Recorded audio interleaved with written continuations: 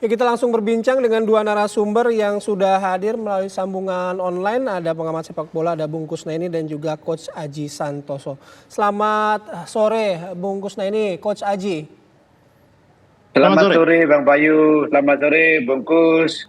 Oke, saya ke Salam sehat. saya ke Coach Aji terlebih dahulu. Coach, ini nggak berbeda jauh dengan apa yang kita bahas kemarin, Coach. Ketika kita bicara soal timnas U23, ada faktor kebugaran yang menjadi sorotan Coach Aji, dan itu sepertinya terbukti karena diakui juga oleh Coach Sintayong gitu. Apa yang disampaikan Coach Aji juga benar. Boleh merespon itu dulu Coach Aji? Iya betul, kan ini sudah saya sampaikan sebelumnya. Kenapa kebetulan saya juga mantan pemain dan pelatih, jadi mengetahui situasi seperti itu secara pasti bahwa pertandingan setelah menguras tenaga, terus waktu recovery-nya juga tidak terlalu lama, itu tentunya akan recovery-nya tentu akan mempengaruhi penampilan pemain-pemain kita. Tapi ada satu hal yang positif, kita harus tetap mengapresiasi pemain-pemain kita meskipun dalam kondisi kelelahan, meskipun dalam kondisi yang sangat capek. Permainan semalam masih terbilang cukup bagus dan pemain-pemain bisa fight sepanjang pertandingan meskipun akhirnya kita kalah. Tetapi saya sangat salut dengan perjuangan pemain-pemain kita yang mana tadi dalam masa recovery yang tidak terlalu lama, tapi mereka tetap fight sepanjang pertandingan, kepingin merebut satu tiket secara otomatis. Tetapi jalannya lain, jalannya berbeda, kita harus melalui PF. Begitu Bang Bayu. Oke, saya geser ke Bung Kusnaini. Bung Kusnaini, bagaimana kalau Anda melihat apa yang terjadi semalam? Mungkin kalau Coach Aji memang menyoroti faktor kebugaran, meskipun kita juga sama-sama tahu semangat juang adik-adik kita di sana luar biasa ya. Tetapi mungkin Bung Kusnaini juga punya catatan sedikit, analisis sedikit mengenai jalannya pertandingan tadi malam.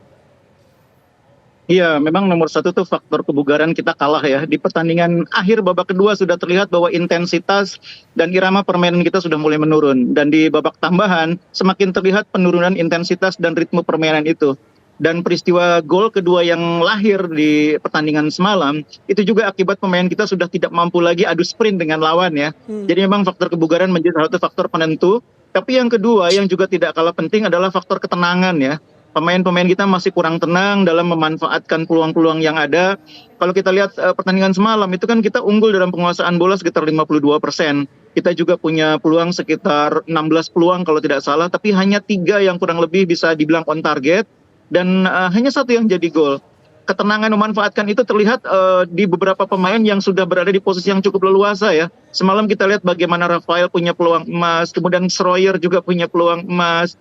Pemain-pemain termasuk Witan juga punya peluang emas, tapi sebagian besar akhirnya terbuang sia-sia. Jadi memang faktor pengalaman itu menentukan ketenangan mereka, dan ketenangan itu tampaknya belum mereka miliki. Meskipun secara permainan kita sudah meningkat lebih baik, tapi kita belum bisa menaikkan level ketenangan dalam hal penyelesaian akhir. Oke, mungkin kalau pengalaman memang pasti akan terus dipupuk ya seiring jalannya waktu, dan itu yang kita harapkan bisa memberikan hasil optimal pada teman-teman atau adik-adik timnas U23 ini. Bungkus, kalau Anda melihat mengenai wasit sendiri bagaimana? Gini, karena kan di beberapa pertandingan memang kita ditarik perhatiannya pada performa wasit, tapi untuk yang kemarin bagaimana Bungkus? Iya, keseluruhan sebetulnya sih relatif lumayan ya, kecuali ada beberapa momen di mana keputusannya bisa diperdebatkan. Tapi saya tidak ingin hanya menyoroti satu pertandingan kemarin ya. Saya menyoroti secara keseluruhan, memang kualitas wasit yang memimpin di Piala Asia U23 ini memang masih banyak yang kurang optimal. Dan bagi saya ini menggambarkan bahwa memang level perwasitan di Asia itu sebetulnya memang belum terlalu bagus. Dan itu bisa bersangkutan dengan level kompetisi. Jadi mengapa wasit-wasit di Eropa lebih kemampuannya lebih teruji gitu ya, keputusan-keputusannya lebih sesuai dengan apa yang terjadi di lapangan, dianalisis melalui VAR pun sebagian besar sudah tepat. Itu karena mereka memimpin dari pekan ke pekan, rutin ya, memimpin kompetisi dengan level yang tinggi. Nah, ASEAN ini kan level kompetisinya tidak semuanya bagus ya. Beberapa wasit yang memimpin itu kompetisi negara juga mungkin tidak terlalu bagus. Sehingga menurut saya kualitas itu tercermin secara keseluruhan, bukan hanya dari satu pertandingan ke pertandingan yang lain. Ya memang kita dalam beberapa momen cukup dirugikan, tapi memang keseluruhan kualitas perwasitan di ASEAN memang harus lebih ditingkatkan. Oke, itu menjadi catatan ya dari kualitas wasit di Asia. Oke, saya geser lagi ke Coach Aji. Coach Aji, kalau wasit tadi saya tetap bertanya ke Bung Kusnaini gitu. Tapi kalau untuk peluang timnas Indonesia untuk hadir nanti di Olimpiade. Tanggal 9 Mei kita berhadapan dengan Gini. Negara Afrika secara fisik pemain-pemainnya memiliki kekuatan fisik yang luar biasa. Nah, apakah ini menjadi apa? Salah satu atau satu-satunya tantangan terbesar yang dihadapi oleh timnas kita untuk menghadapi Gini nanti? Iya, Bung Bayu, sebelum kita bicara masalah Gini, saya sedikit menyoroti masalah penampilan pemain kemarin, masalah komposisi ya. Kenapa pertandingan kemarin itu gelandang tim Irak lebih sedikit mendominasi daripada pemain-pemain kita. Yang pertama, jangan lupa dengan tidak adanya Rizky Ridho, ini justru mengurangi kekuatan di lini tengah kita.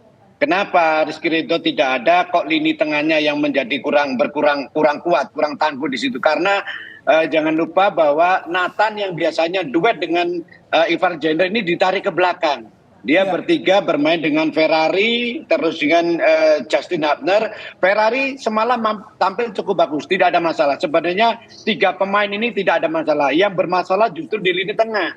Karena biasanya Nathan berduet dengan Ivar Jenner digantikan oleh Ivan Jenner berduet dengan Kelly Schroyer ya, di mana tipe dari Kelly Schroyer ini sangat berbeda dengan Nathan. Kita tahu ketika Nathan berduet dengan Ivan Jenner, 2 pemain ini memiliki visi bermain sepak bolanya cukup bagus, penguasaan bola cukup bagus, determinasinya juga bagus, daya jelajahnya juga sangat bagus. Ternyata ketika ditarik ke belakang, di belakang oke, tidak terlalu bermasalah, justru yang di tengah bermasalah. Terbukti hampir sepanjang pertandingan itu pemain-pemain gelandang mereka mendominasi perjalanan dalam pertandingan kemarin. Ini memang tentunya menjadi catatan. Satu itu. Yang kedua, jangan lupa untuk pertandingan melawan perwakilan dari Afrika nanti itu yang perlu mendapatkan perhatian yang lebih menurut saya adalah di sektor pertahanan. Kenapa?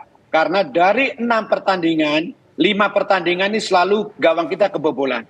Ya, mulai melawan dari Qatar, terus dari Jordan, dari melawan Korea Selatan, Uzbekistan, terus pertandingan kemarin kita selalu kebobolan, Bung Bayu. Jadi menurut saya untuk menghadapi pertandingan wakil dari Afrika ini, pemain lini belakang harus benar-benar menjadi perhatian untuk ditingkatkan.